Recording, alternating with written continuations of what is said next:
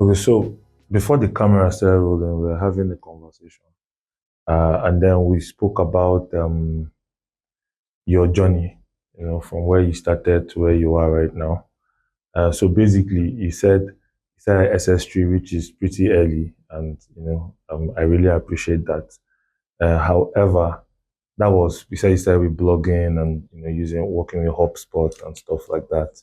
My main question, my follow up question rather, is what was the first tech skill? By tech now, I'm now talking about in terms of coding and all, because you've gone from blogging from SS3 to Web3 now and Jetpad Finance. So can you just give what was the first tech skill you learned and how did you add to it to get to where you are now? Okay, so basically, for the fact that I already had interest in tech, I actually wanted to study computer engineering, but we know they play in Nigerian universities, so I couldn't get the computer engineering. I ended up studying industrial physics, which was good because I also loved the maths and physics. So after the university days, that was when I decided to then go full into tech. I started out self-taught from tutorials on YouTube and practicing out web pages, building websites.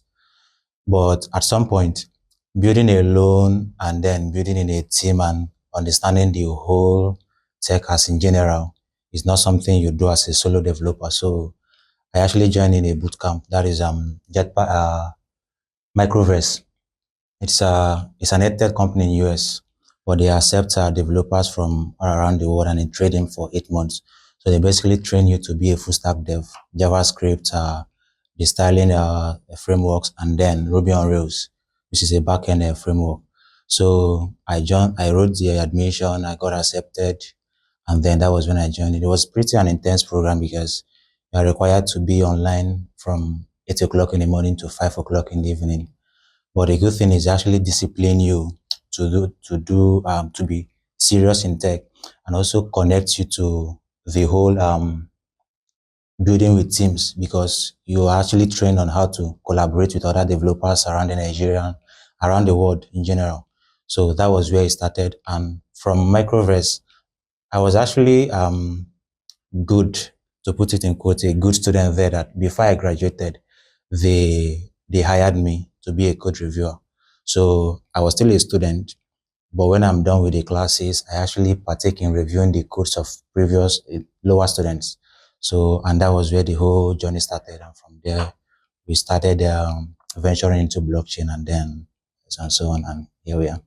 Okay, so just can you now give us like a brief um description or of what Jetpack is, what the company is about? Just let us know what Jetpack is basically. Okay, so the idea for Jetpad Finance came about as a result of challenge I have faced before when I was still early in blockchain and crypto ecosystem. So the first product of Jetpad was actually an airdrop launchpad. Anybody in cryptocurrency will actually understand this. So the idea was to simplify creating airdrops and also earning airdrops. That led me to build out the first iteration of Jetpad, which was a launchpad for people to build their airdrop, launch their crypto projects, and also for enthusiasts to actually tokens from the airdrop they participated in.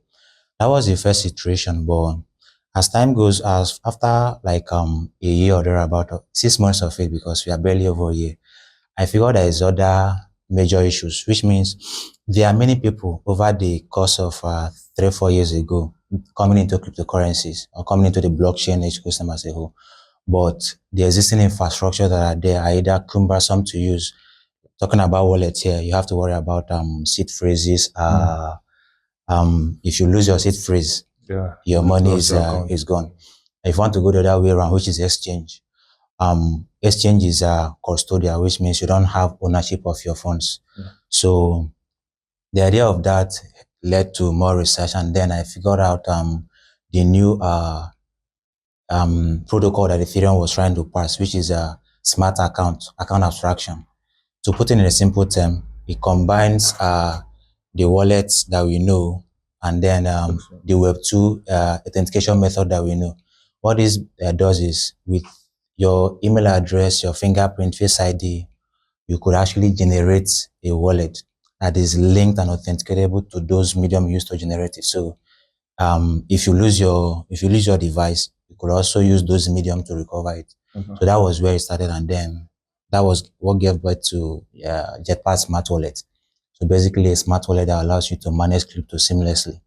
And to expand it further, we more like added other requirements that users will need, which is being able to easily use your Web3 tokens to pay utility bills, education bills, water bills, and also easy on-ramp and off-ramp, and that is deposit and withdrawal across Nigeria, Kenya, and Ghana. So that is what we've been building. That is how it came about, and that is where we are currently trying to. So first thing I'll say is congratulations about the work you've put in so far and where it has gotten so far, right? Thank you very much. Yeah. And my next question is for like a novice when it comes to cryptocurrencies. What does airdrop mean?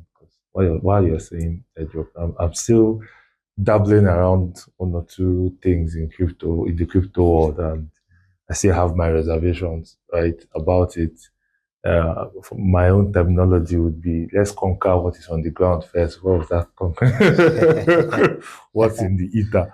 Yeah. So, but I mean, I'm very optimistic, and I have that belief that the world is definitely headed there, and then it's always better for us to catch up early enough. But what does airdrop really mean for a primary two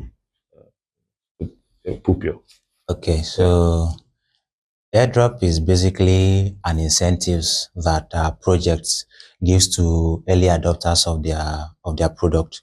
So I have a product. I'm a blockchain project. I have a product, and I want people to utilize it. And how do I get them on board?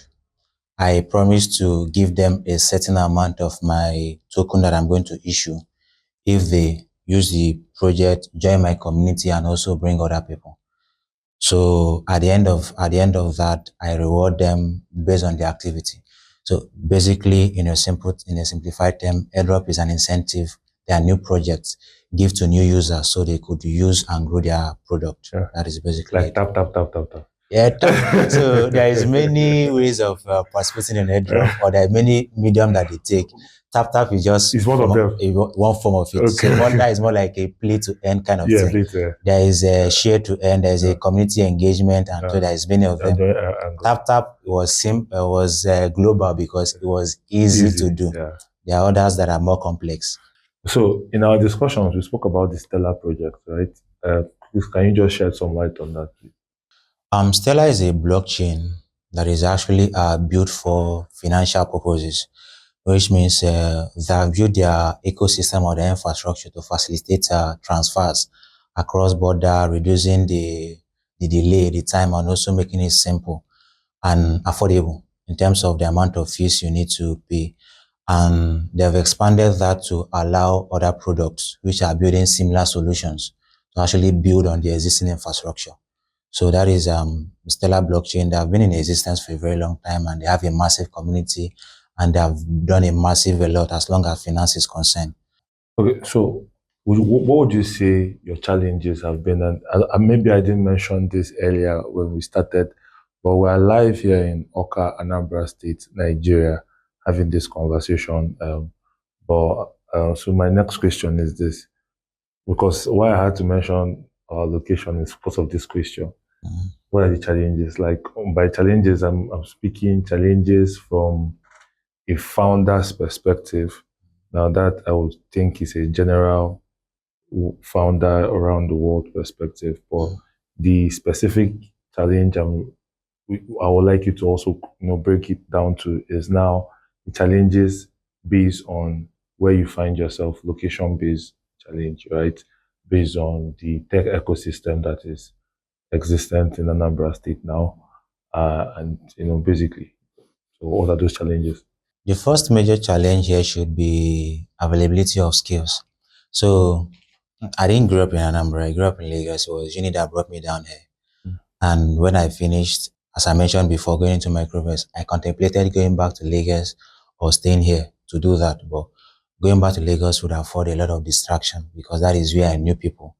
Anambra State here, I don't know much of a lot of people. So when I finished that and started Jetpad, I was going to go back to Lagos, but a very good mentor of mine, Zikor, actually, the founder of Anambra Tech, actually convinced me to stay back. And that is like 2-3 years ago when the tech ecosystem Anambra is still very young. The major challenge here should be, first of all, for you to build something worthwhile, in as much as you could do it alone. But if you are doing it with already existing vibrant ecosystem, it gives you that connection, the information you need. And the second one being that it's also going to afford you the this thing to afford get access to resources, because there are many things you do not know. Human resources is one of them, and then availability to funding is also one of them. So Anambra Tech ecosystem is young in general then, but looking at the conviction that we could actually make something out of it, I decided to stay back out of all the challenges. But skill, funding, availability of resources was, these are the top challenges that are there. Some of them are already being filled up. The skill part of it is being filled up thanks to the community of Anambra Techies. But I think the funding part is still where we are having a bit of rough road. I agree. So far, my question now is more on, we're talking about funding, right? And as a challenge, yeah. Let's speak more on that in terms of one of the reasons why we are here today, apart from getting to tell our own story in terms of the Anambra State ecosystem. And so the main, crux of the matter right now is funding. And then how have you been able to beat that challenge, right? How have you been able to move past that challenge and get to where you are today in terms of funding? And, just tell us how much funding you received, how you went about it, and then maybe something that other founders here in this space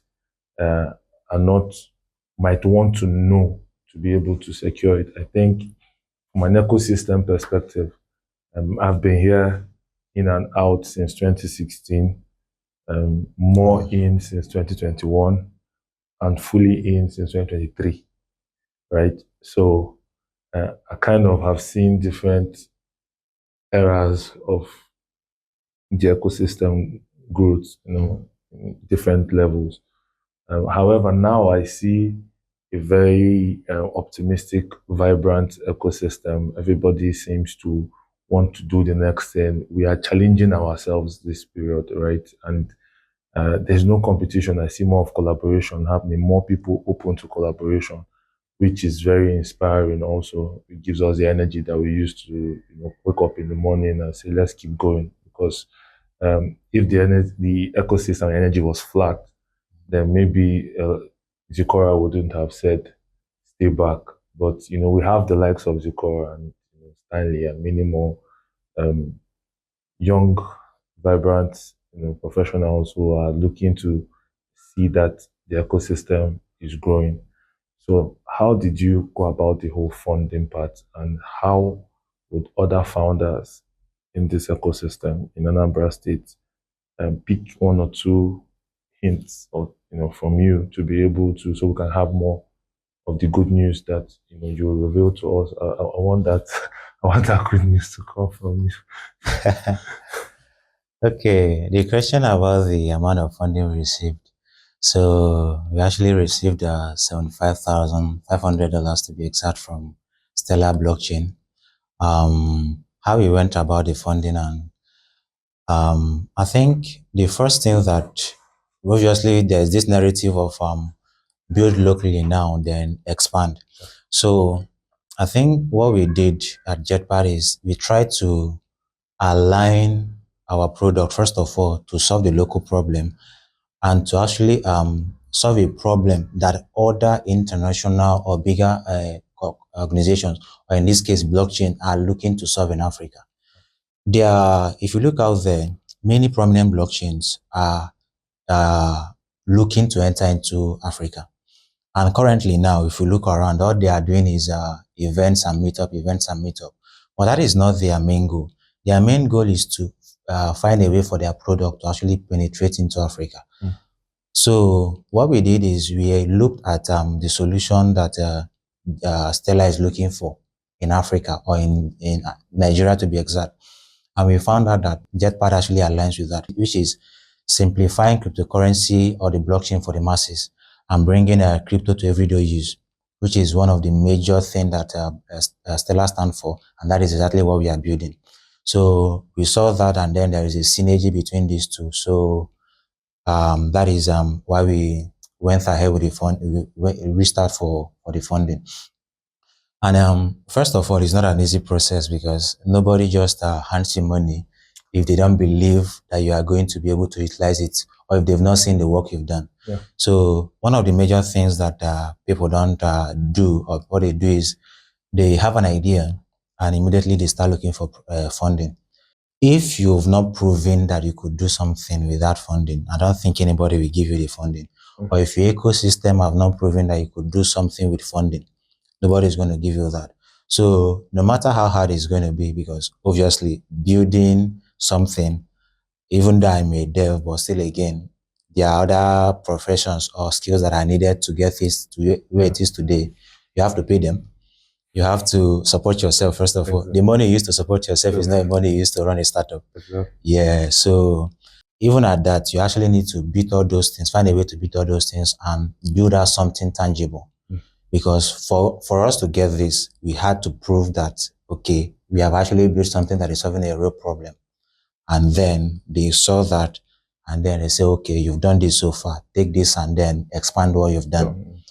As talking about the ecosystem, there are many prominent projects here doing a whole lot. And truth be told, skills is not an issue here anymore, because there are many people here that are done things that if you look at it, they didn't tell it's coming out from Anambra, you wouldn't know. Yeah. So I think we've bridged the gap between the skill and what we're building. But one thing we actually need to do is, it is one thing to be building a solution. It's one thing to build a solution that is quote unquote marketable. The good thing about where we are and what we've done is there is nothing too special about what we've done.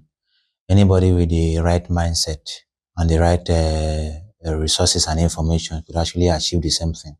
It's a leap in the right direction. Is a big milestone, as long as this milestone for the whole ecosystem in Anambra. Yeah, so anybody can access that. And if you ask me, what they need to do is, first of all, as I was saying initially, build out a solution that is solving a real problem, and try to see whether your problem could actually align with already existing structure that is looking to solve that problem here. And then, pitch the idea to them. Most of them are ready to come on board. And then finally, this might be a little bit out of place, but prayer should not be neglected. At all. You should pray to anything that you pray to. I like the way you put it. Yeah, anything you pray to, or any being you pray to, do well to do that, because we do our own as human, and then we leave the rest to God. Yes. I know you've kind of touched on this question already in previous answers you've given, but now I'm just trying to be direct. And then the question is more about how the impact, right, on the ecosystem. And I'm going to put small heat at this moment on you. Why the heat? You know how because this everything we're saying here, to be honest, is like the gospel that those of us around have been trying to preach. I mean, the choir preaches that gospel, I preach that gospel. A lot more founders and innovation hub owners speak the same gospel. It's about how do we reduce migration of talent, right? We've been in situations here in Anambra where we had trained talent, and after working for a while, they migrate to Lagos, Abuja, completely out of Nigeria, and you now have to start training again from scratch. So it got to a point where we'll sit down and have these conversations, and we're like, maybe we need to scale the number of people we are training. So the process of having to lose a talent who is on a project and then now start getting a new talent who is not as trained to the level as the one who's left. It's a big challenge for tech businesses, in general. So the impact I'm referring to now is us utilizing the skills that we've been able to grow. We have communities like the Anambra Tech, like you mentioned, and it's a community of tech uh, professionals. However, there's still that challenge of lack of opportunities to fully utilize their skill in a profitable manner where they are being able to earn enough to want to stay. Now, you run off to a place like Lagos or Abuja, cost of living is way higher than it is if you're living here and earning that amount here. So you would end up finding people. Um, I mean, the government is doing what they're doing and trying their best in terms of roads, infrastructure, one or two things. We wish and hope that more things come up. I know the government is also very interested in tech also and how we are trying to, from the private perspective, key into some of these government initiatives to benefit all of us is something that they are thinking about and working towards also. But from a private perspective, because I believe that private really goes down the fort in terms of society. I don't leave anything to the government to do personally. If they are doing something, then God thank you. That's not my expectation. My expectation is what I can do first and how to collaborate with others who are also doing so that we can bring about the change that we want to see. So the impact I'm talking about now is on the ecosystem, is in terms of that job creation, it's in terms of opportunities for talents who are here so as to mitigate the migration epidemic that we get to suffer in a place like Anambra State. So, Okay. So the two major stuff that actually pioneered or was fueling the migration is obviously lack of opportunity, and then the second one being lack of resources or utilities. First of all, internet was nothing to write home about, and then there is challenges like light also. So over the last 2 years, there has been a lot of hubs that are coming up here in Anambra State, Oka, mostly on Onitsha to be precise. And these are more like the first step to it because the hub provides you with a conducive place to work, access to reliable internet, and then 24/7 lights if you need to walk through the day. So that has been the first step. To the best of my knowledge, that have actually taken reduced the number of migration because most people are working remote now. It does not matter whether you're in Lagos or you're not. yeah. Another step, another good thing there is the community, Anambra Startup Network, and Anambra Techies have always had the unanimous front in tackling this challenge.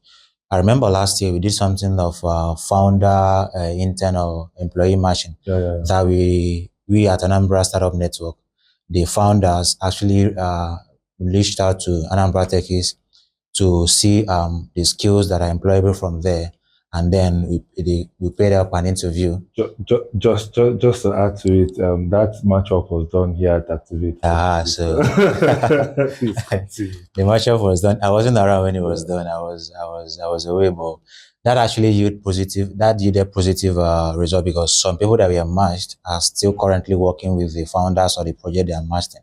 And then when we started the Anambra Startup Network, we were less than 20 in there, but now we have more than 50 startups in this and still counting. And that is founders who are in Anambra State here building, and most of their employee or their staffs are here in Anambra.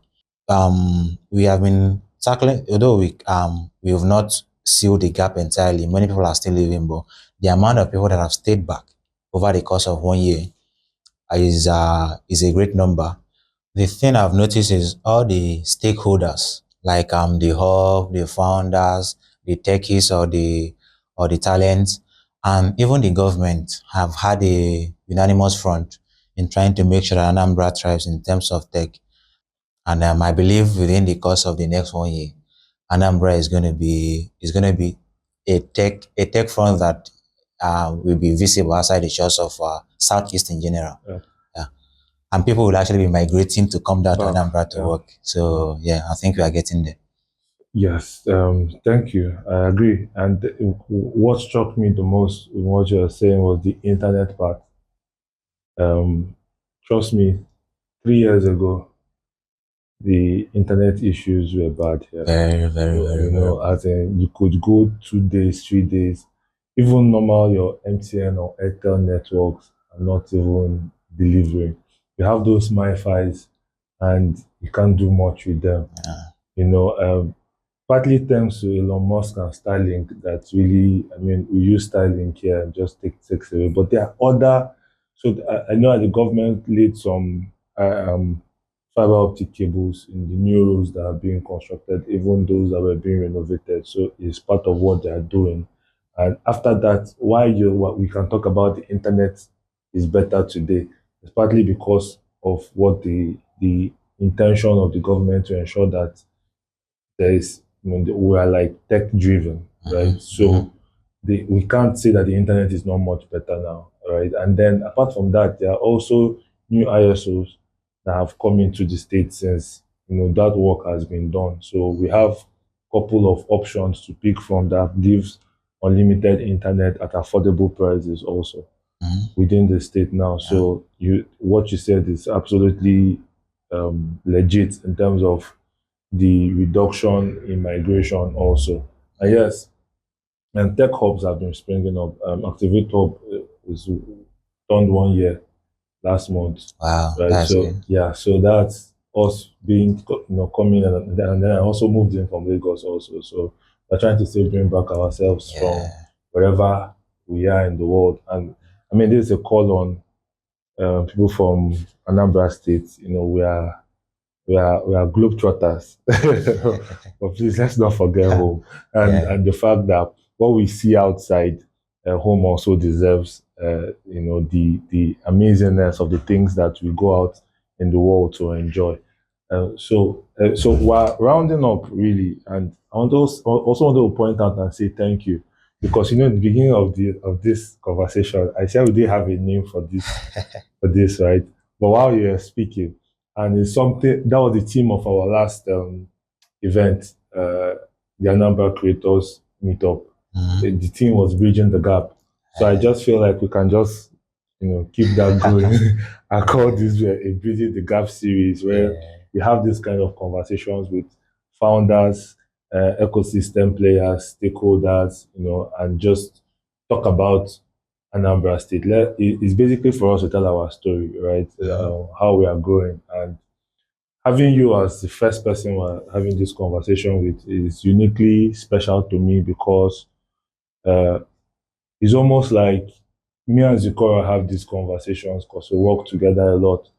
And we talk about, how can our people grow? What can we do? This one, we're always racking our head and looking for one success story or another. And your story with Jetpad Finance is the actual prayer that we have been praying to the gods that we pray to. So, when the news came to me, right, it was like I can't be as happy as you now, but I was, almost as happy, in terms of finally, God, thank you, and it gives me extra joy basically because um, it is now that I'm here in the ecosystem, I'm part of the ecosystem that we're hearing the good news, right? So that is it's a tap on the back and saying, let's just keep doing what we are As doing. The question now I have is like, what next? What next for Jetpad, right? Hopefully, most of this will create uh, traction across various tech, what I call it, sectors. So, I mean, there is with this, right?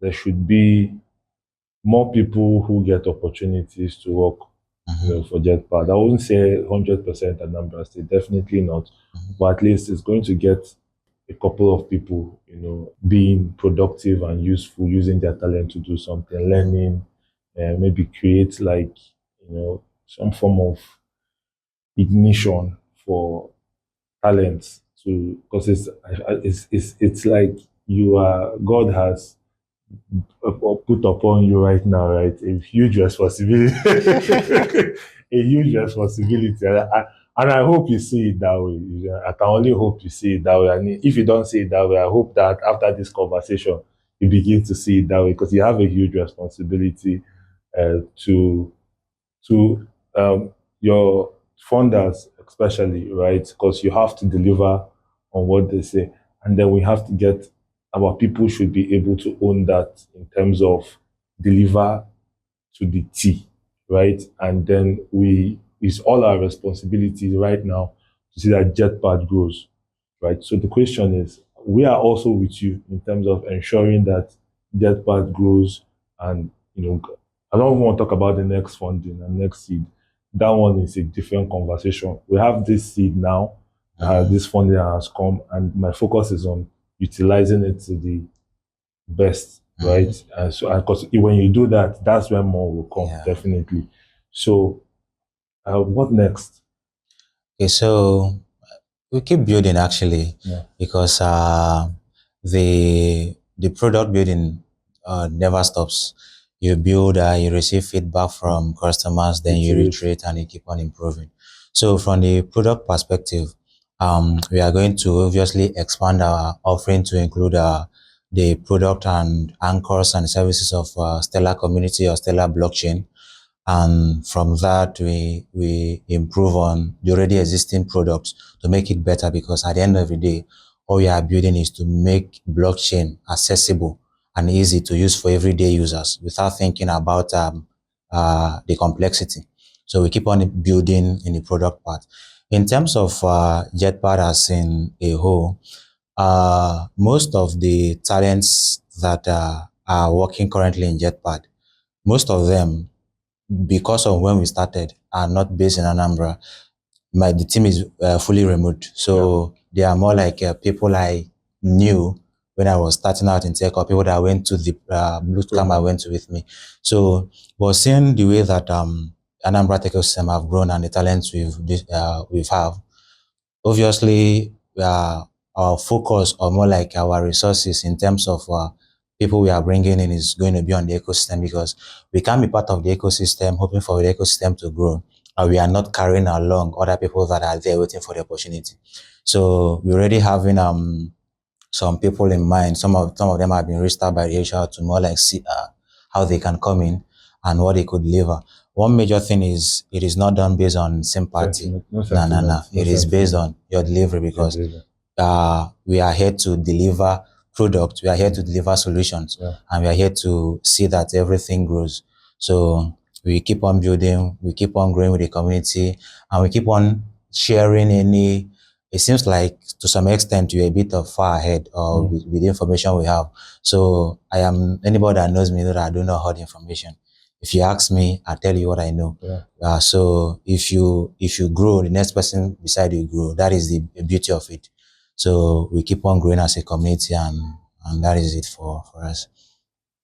So I think just to wrap up our conversation, thank you very much, Valentine, for coming around and having this conversation. So we've seen a couple of places, but we really had a good conversation last Sunday. Last Sunday at the TechQuest event. And then it was mind-blowing hearing a story. We spoke about meeting. We agreed on Friday. We're here on a Friday, and we are doing. And for me, it's amazing to. It's rare to find your type here, and that's true. And the hope I'm having now is that we are able to develop more people to go to that level and that standard.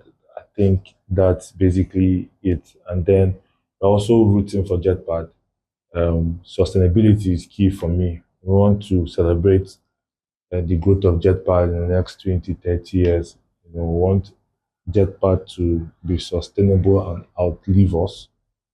And whatever support that me, from a personal standpoint, can give, I'm here. From a professional standpoint, we are here. From Activate Hub to Bonitas, whatever it is, our resources are on ground to ensure that sustainability, we achieve it, not just for Jetpad, but majorly for our community, our society, our ecosystem, and hopefully outlives us to our children and children's children. And so once again, I want to thank you for not just coming in, but also giving our podcast the name Bridging the Gap. We'll find how we'll coin it at the end. But yeah, so nice to meet you. Thank you for having me. It's definitely an honor.